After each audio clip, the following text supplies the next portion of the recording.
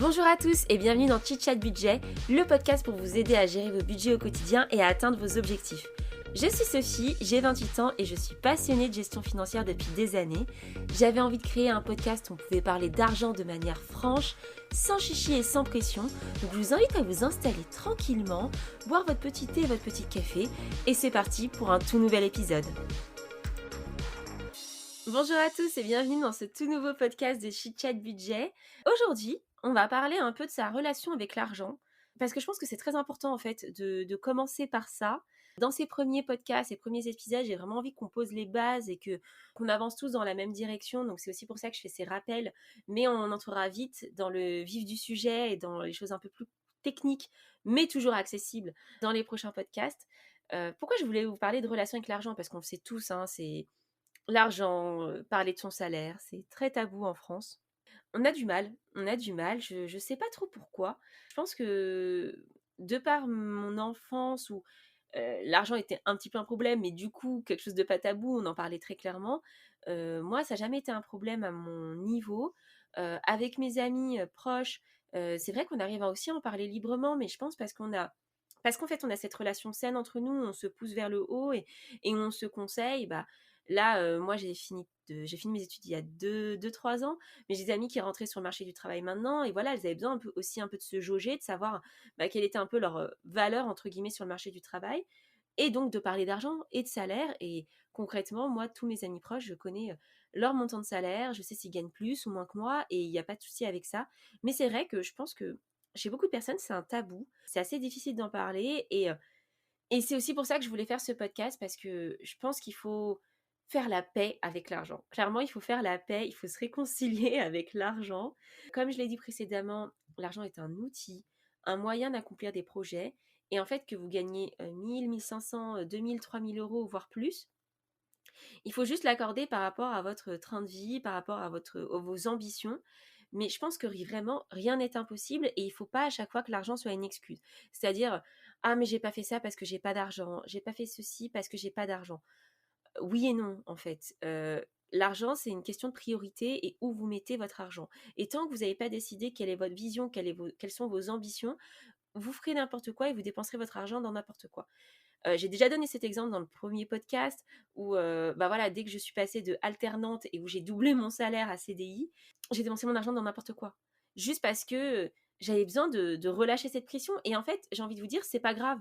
C'est pas grave, pendant 2-3 mois, voilà, vous avez une augmentation de salaire, vous redépensez votre argent, ça vous fait du bien, vous voulez vous faire un petit cadeau, vous faire plaisir. Moi, j'ai envie de vous dire: «Allez-y, l'argent, c'est fait pour être dépensé, hein. C'est pas fait pour vous faire souffrir, c'est fait pour en profiter, mais à une juste mesure et à une juste valeur de priorité. Je vais vous donner un autre exemple.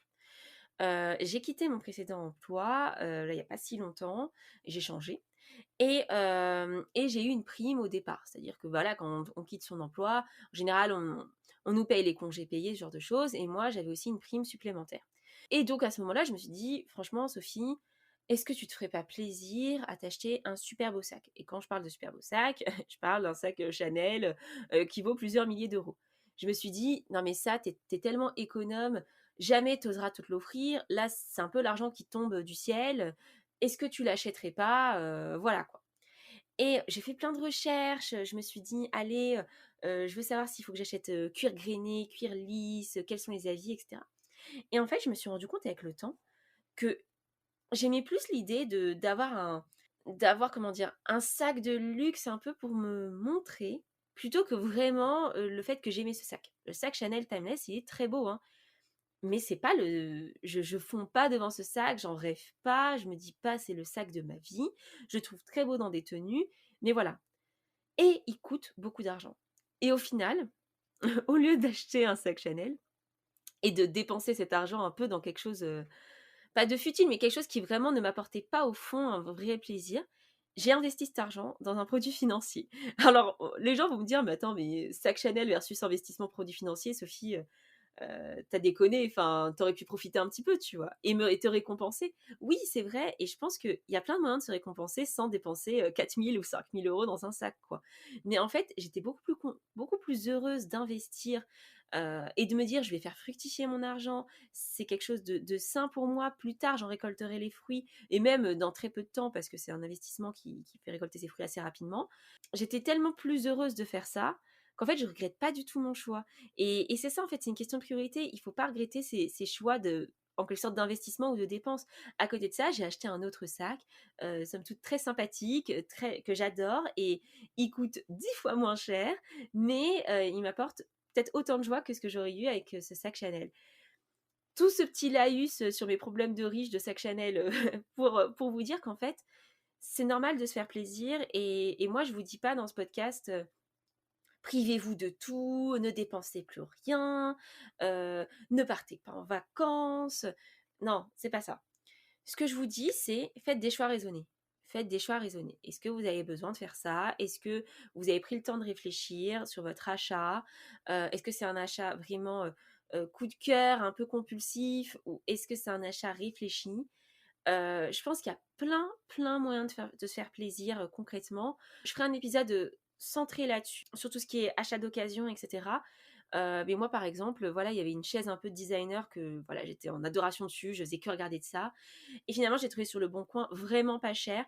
Et en fait, j'étais trop satisfaite d'avoir fait cette superbe affaire parce que elle coûte 300 euros, je l'ai trouvée à 30, c'est un truc de fou. Alors, est-ce que c'est vraiment la chaise? Est-ce qu'elle est marquée, designée, pile? C'est une chaise vintage que j'ai, donc au final, moi, c'est plutôt le modèle qui m'intéresse plutôt que l'authenticité pure. Je n'ai pas la preuve d'authenticité, mais ce que je sais, c'est que je suis beaucoup plus heureuse de me dire que j'ai dépensé que 30 euros dans cette chaise qui me faisait rêver, plutôt que d'avoir dépensé 300 euros dans cette chaise et avoir peur de m'asseoir dessus et de me dire que je l'abîme, etc.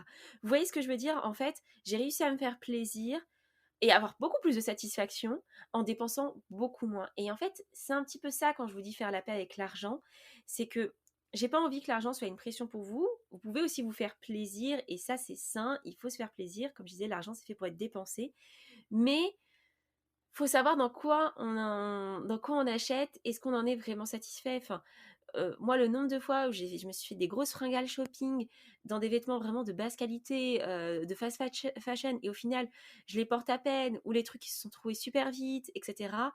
Bah, au final, je regrette beaucoup mes achats et la joie que j'ai eue, qui était à un instant T, bah, en fait, ne valait pas le coup. Ne valait vraiment pas le coup parce que aujourd'hui, c'est des vêtements que je traîne, que j'ai dans des sacs que je dois donner parce que ça vaut plus rien, c'est pas intéressant et ça m'apporte plus de tout de joie.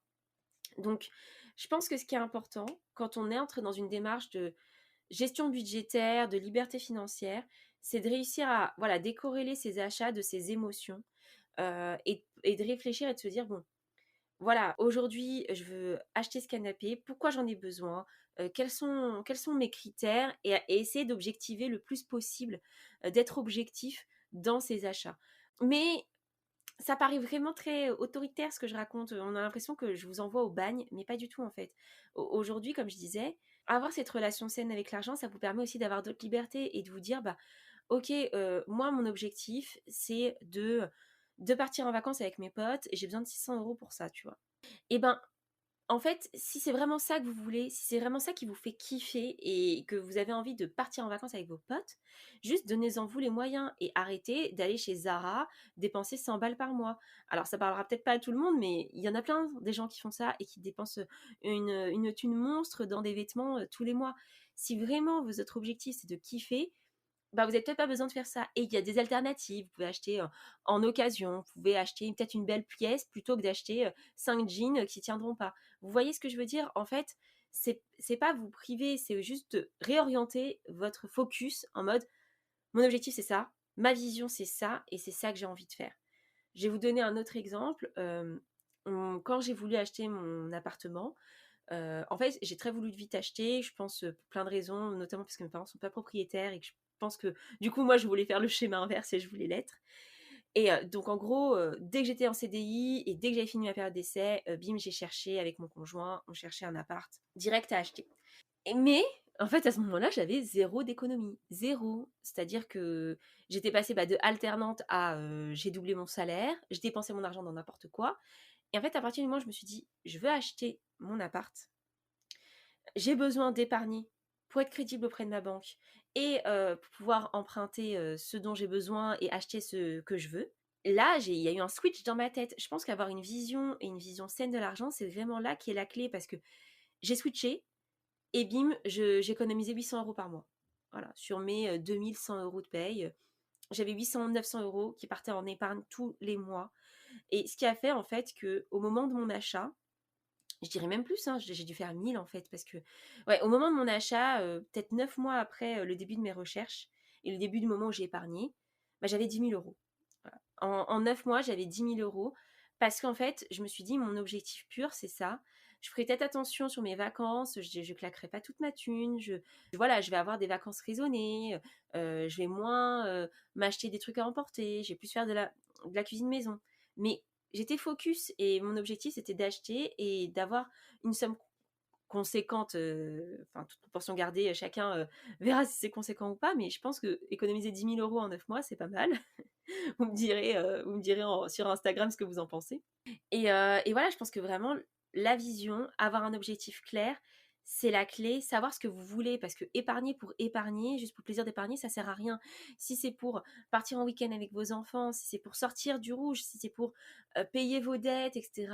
Voilà, il faut avoir sa vision très claire. Et pour avoir une vision claire, il faut faire face aux choses en fait. Et c'est en ça qu'avoir une relation saine avec l'argent, faire la paix avec l'argent, ça vous aidera. Parce que si vous ne faites pas face à vos difficultés, à vos problèmes, à vos budgets, ça sert à rien de faire des budgets, hein, en fait. Si vous savez même pas ce que vous dépensez, ce que vous gagnez, ce que vous voulez faire de cet argent, ça sert strictement à rien. Aujourd'hui, moi, mes objectifs financiers, pour tout vous dire, c'est que j'aimerais, sur un an, là, mettre de côté, enfin, épargner et investir en même temps 15 000 €. Je pense que j'en suis capable. Ça représente à peu près 50% de mon salaire tous les mois. On dit souvent que quand on épargne, il faut au moins épargner 10%, 20% de son salaire. Moi, j'essaie d'augmenter vraiment ce pourcentage parce que voilà, j'ai vraiment envie d'épargner vite et d'investir vite. Je vous en parlerai dans un épisode dédié, je pense, de pourquoi je vais épargner cette somme-là. Mais mon objectif, voilà, c'est de me dire, je veux atteindre la liberté financière, je veux ne plus avoir l'argent comme épée de Damoclès sur la tête, ce qui aujourd'hui n'est pas le cas, mais j'ai envie d'être libre de mes choix et de pas me dire à 35 ans, 36 ans, bah ouais, je reste dans ce travail parce qu'il me plaît pas, mais parce qu'il me rapporte beaucoup d'argent. J'ai vraiment pas envie de ça, j'ai envie d'avoir un sens dans mon travail, de m'épanouir, comme c'est le cas aujourd'hui, mais je sais pas de quoi il fait demain et si mon entreprise va continuer demain, mais voilà, tout ça pour dire que j'ai envie d'avoir le choix, d'être libre de faire ce que je veux et de mettre mon argent là où je considère que c'est le plus important pour moi. Et demain, bah, ce qui sera important pour moi, ce sera ma famille, mes enfants, ma qualité de vie, le temps que je passe avec mes proches. Et je pense que c'est vrai que tout ce Covid et tout le coronavirus, ça nous refait encore plus centrer là-dessus. Il y a beaucoup de personnes qui ont un peu pété des câbles dans leur boulot, qui ont décidé de changer de vie. Alors moi, j'en suis pas là, mais j'ai quand même changé de boulot, donc ça m'a quand même fait réfléchir. Mais c'est vrai qu'aujourd'hui, j'ai plus envie de m'ennuyer au travail, j'ai envie d'être totalement épanouie. Et je pense que c'est plutôt sain de vouloir ça dans sa vie. Je sais pas ce que vous en pensez, mais ne plus avoir la pression des factures, je pense que c'est quelque chose de très sain. Mais pour faire ça, il faut avoir sa vision claire et savoir ce qu'on veut concrètement. Donc moi, je vous invite à prendre un cahier. Moi, j'adore les carnets, hein, je suis fan de papeterie, mais bon, peut-être que vous, c'est plutôt sur le digital. À prendre un carnet et à vous demander bah, qu'est-ce que vous voulez faire, quels sont vos objectifs. Allez lister. Il y a un exercice que j'aime beaucoup de visualisation qui s'appelle le vision board, où en fait, on fait un espèce de pêle-mêle de ses envies et un petit peu intuitivement comme ça, et on l'affiche en fait, on le met à un endroit stratégique chez soi. Alors ça peut être aux toilettes, ça peut être en fond d'écran, que ce soit sur votre ordinateur, sur votre portable. Moi, je le mets aussi dans mon carnet. Et en fait, ça me permet de savoir un peu vers quoi j'ai envie de tendre à plus ou moins long terme. Et à force de voir ça, un peu comme la loi de l'attraction, on attire ce qu'on veut. Bah voilà, à force de voir cette visualisation, petit à petit, vous allez vous emmener là-dedans. Et moi, c'est un exercice qui fonctionne très bien sur moi. Quand j'ai voulu acheter mon appart, voilà, c'était dans mon vision board et je l'ai fait en 4 mois. En 4 mois, j'ai trouvé mon appart et je l'ai acheté avec mon conjoint. Il y avait plein de choses dans ce vision board qui se sont réalisées. Donc voilà, je vous invite à vous poser, à soit lister, soit faire cet exercice de vision board si ça vous intéresse. Vous pouvez trouver des idées de photos sur Instagram, sur Pinterest. Voilà, ça peut être un moyen pour vous de vous stimuler dans vos captures d'écran, n'hésitez pas. Mais aussi à faire un peu le point avec avec votre conjoint, si vous êtes en couple, quelles sont vos aspirations, mais de manière très chill et détendue. Je ne vous demande pas de faire un business plan de votre vie sur 10 ans, 15, 20 ans. Enfin, on va pas enfin, la vie, elle est faite de plusieurs chemins, hein. On ne sait pas de quoi est fait demain, ça, je suis d'accord. Mais avoir un cap, ça permet aussi d'arriver peut-être à la destination qu'on souhaite, idéale. Donc, prenez le temps. Je trouve que c'est un exercice super, super sympa à faire. Je l'ai fait il n'y a pas si longtemps avec mon conjoint. Lui, c'est quelqu'un qui réfléchit pour demain limite, hein. Lui, il se projette pas du tout sur 5, 10 ans. Mais, mais je trouve que c'est quelque chose d'assez sain à faire ensemble pour se dire, bah voilà, quelles sont nos aspirations de vie, où est-ce qu'on se voit vivre plus tard, est-ce qu'on veut être sédentaire, nomade, est-ce qu'on se voit rester à Paris ou déménager ailleurs. Voilà, enfin c'est des questions, mais qui guident un petit peu vos orientations et de vision et de votre relation à l'argent, je pense. Moi aujourd'hui, si je me dis que 2 000 euros, ça me suffira pour vivre plus tard, c'est parce que voilà, j'imagine pas une vie à Paris avec mes enfants, j'imagine plutôt une vie ailleurs où j'aurai peut-être des charges moins élevées. Donc voilà, ça dépend vraiment de vos ambitions. Et puis aussi de ce que vous attendez de la vie. Peut-être que vous avez une envie plutôt minimaliste. Vous n'avez pas besoin de beaucoup de choses pour vivre. Vous avez envie d'une vie un peu plus alternative. Vous n'avez donc peut-être pas besoin de 2 000 euros, mais peut-être que 2 000 euros par mois. Mais si ça suffit à vous rendre heureux et à vous rendre libre et à ne plus avoir la pression de l'argent, moi je vous dis go, allez-y. Je vais terminer ce podcast parce que j'ai beaucoup blablaté, qu'on se le dise. Je vous remercie de m'avoir écouté. J'espère que vous arriverez petit à petit à avoir cette relation plus saine avec l'argent, à vous confronter à vos comptes bancaires et à ce que vous dépensez. C'est vraiment une première étape saine, je pense, pour savoir quels sont nos objectifs et les lister. Et je pense notamment à des personnes qui ont peut-être des petits crédits sur le dos, des crédits conso, etc. C'est pas une fatalité, on peut en sortir. Il existe plein de méthodes, je pense que j'en parlerai dans un des podcasts aussi, sur les petites méthodes pour rembourser ses crédits plus rapidement. Mais voilà, ne découragez pas, ne voyez pas l'argent comme le catalyseur de tous vos maux. Vous êtes responsable de votre vie et peu importe votre situation professionnelle, etc. Moi, je suis persuadée que en s'en donnant les moyens, et c'est ce que vous faites en écoutant ce podcast, hein, si vous ne serez pas là, si vous vous en foutiez complètement du sujet, mais en vous donnant les moyens d'atteindre vos objectifs, vous ne pouvez que y tendre. Donc, on va continuer dans les prochains podcasts à en parler. Je vous embrasse et je vous dis à très vite.